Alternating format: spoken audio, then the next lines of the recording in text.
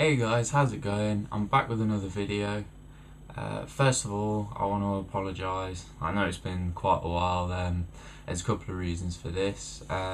First one is with my depression. I find it quite difficult sometimes still to do leisure-based activities like this. Stuff that's not routine, that I don't have to do, like work, gym, eat, shower, stuff like that.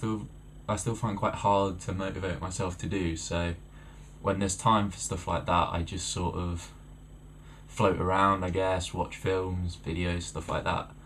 And the other one is because I knew that this video would be next. I was avoiding it because it's tough to talk about, because it not only is it reliving really shitty parts of my life, it's also something I'm still quite embarrassed about, so I know I shouldn't be, because it happens to a lot of people, and the more you talk about it, the less people that are going to be silent about it, I guess. So these are a few videos I captured of when I was gambling, and this is the only stuff you see. This is how people will show themselves gambling. This is how people will this is how casinos promote their gambling, because all you ever see is stuff like this, showing off how much money you could win, or the potential of like what there is to offer. And like, what this does is it hides the negative side to what gambling can be. I'm not saying what it is, but what it can be, because when you're showed stuff like this, winning £600 off betting £1 something, that's like, oh, anyone can do that. Betting £1 something over a few spins, that's nothing. But this isn't a true representation at all. If you want a true representation, watch someone gambling for hours and hours and hours, because I can guarantee they'll have spent more than that. So what frustrates me about this is that not enough people are shown what gambling has the potential to do. It shows the potential of one end. It shows you all this money you could win, but nowhere does it show you all the money that you could lose. And hopefully from this video today, that's what I'm going to show you, because, you know, wins like this, they're not going to happen. This is incredibly rare. These videos that I've kept will have been over weeks at a time when I've gambled and won these amounts. Like, so these videos that I've taken, they will have been around October 2016, when I was bad and getting worse, and all I was doing was gambling. And at that moment in time, I was winning. It was like a good streak, or whatever people would say, but it was obvious that that was going to end. I was going to lose it all, and I was just going to have the meltdown that I did. It was so obvious, you could see it coming, like, because you don't win all the time.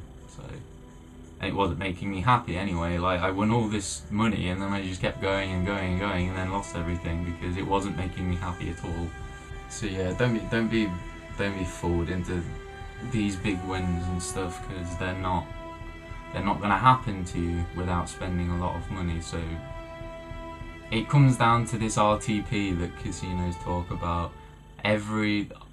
My addiction was with slots and stuff, and the RTP is generally about 96%, 95%, and what that means is for every £100 you put in, you're going to get 95 back on average.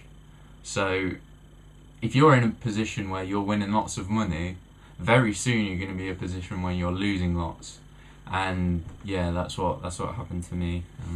So what I'm going to show you now is something I haven't actually shown anyone, not even parents, therapists, anything like that.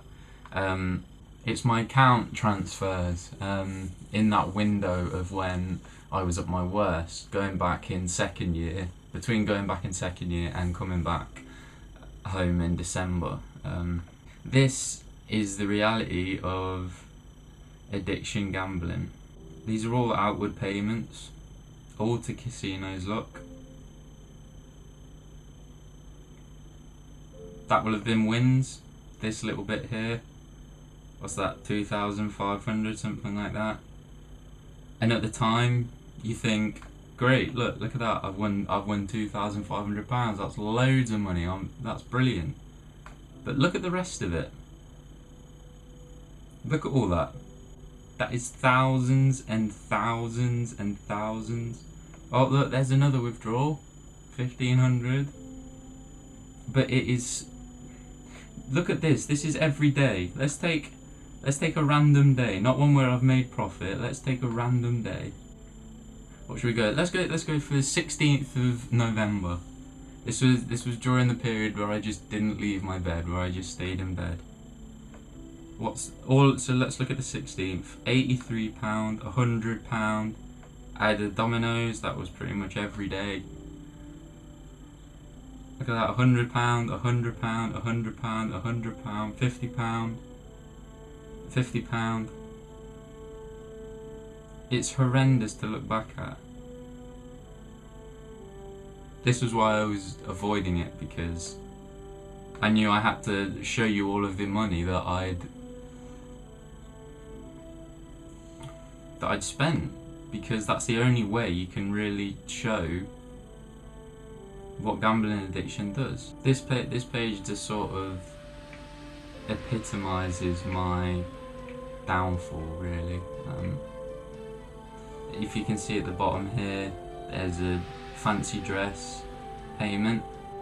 It was like a rugby induction ceremony, and I bought a costume for that, and by the time it got round to the actual thing, I was back home with no money. So it kind of shows how addiction stops you thinking, really. And this page just shows that. Look at that, in one day. One day, what's that? 100, 300, 500, 1,200, 15, 18. That's over £2,000 in one day. I was a student.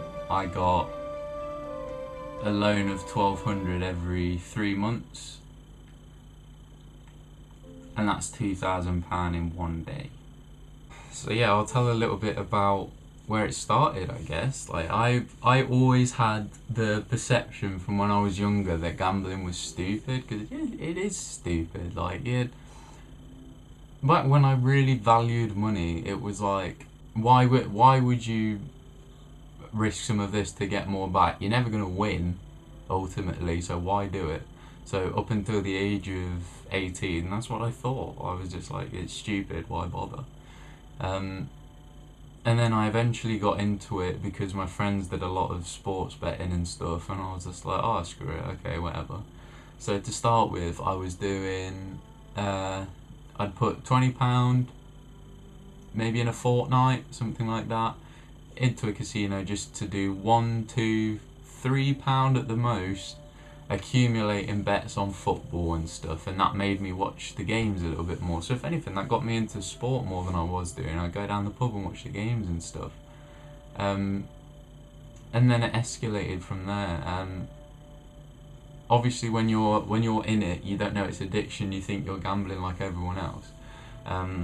And when I was doing these sports bets, I came across slots, and as cliche as it is, the first few spins, I won £200, something like that. I was just like, oh shit, I've found the ultimate way to make money. I mean, as stupid as that sounds, that's how your brain works. If you've won that easily, that quickly, then surely that's not chance. Surely that's how it works. No, it is chance. So a few months later, I'm hundreds and hundreds of pounds down. This is around Easter, Easter of my first year at uni.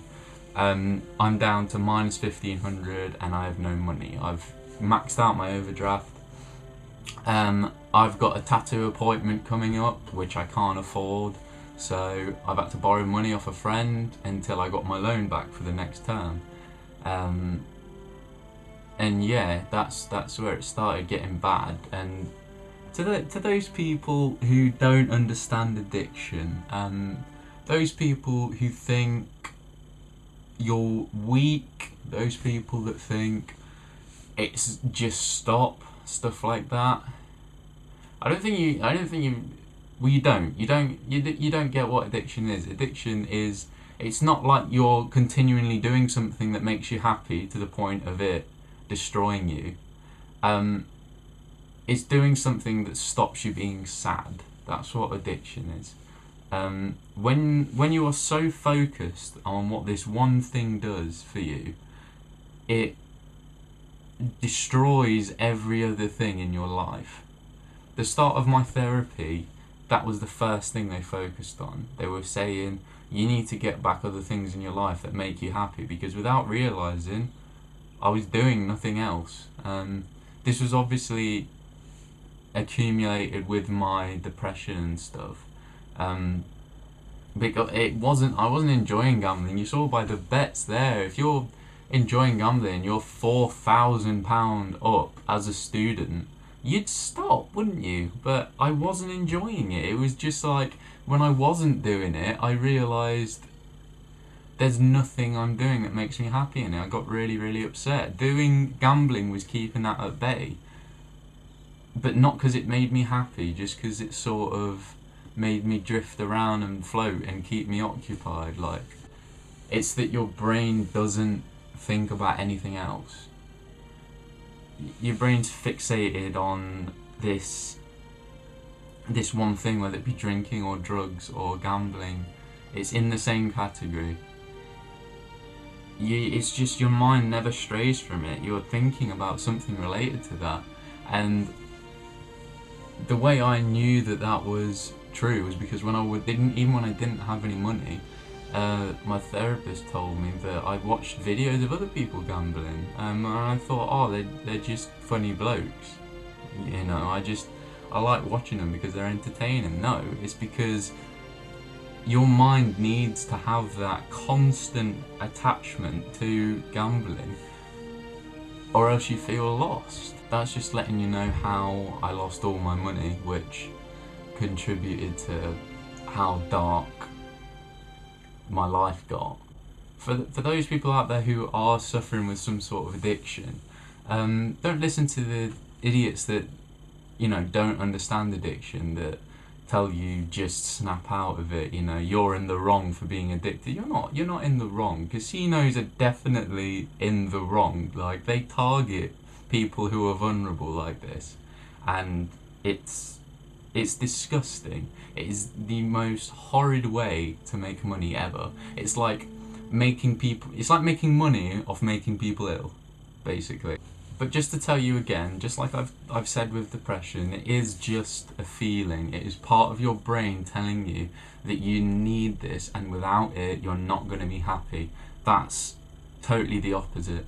What it's doing is it's making you not happy to the point where you have to do that to stop being unhappy.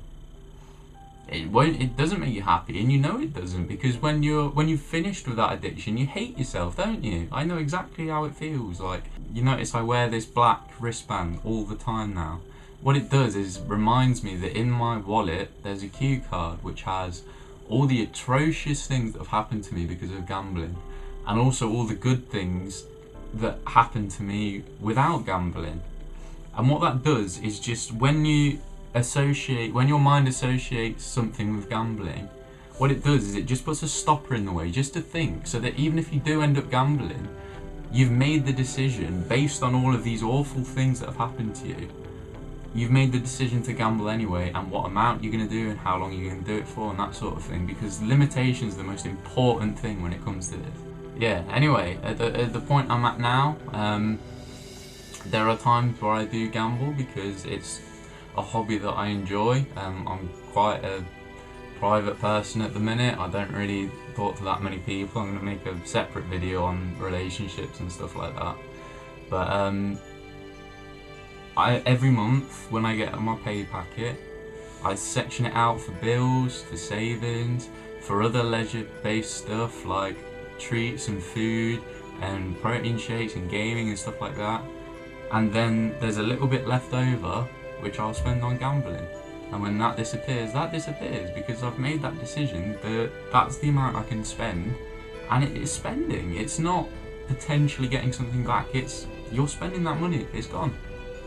So as soon as you can start doing that, then the sooner you can start fixing this addiction, either stopping yourself gambling completely or being able to control it, which is a fortunate position I'm in at the minute. I'm starting to be able to.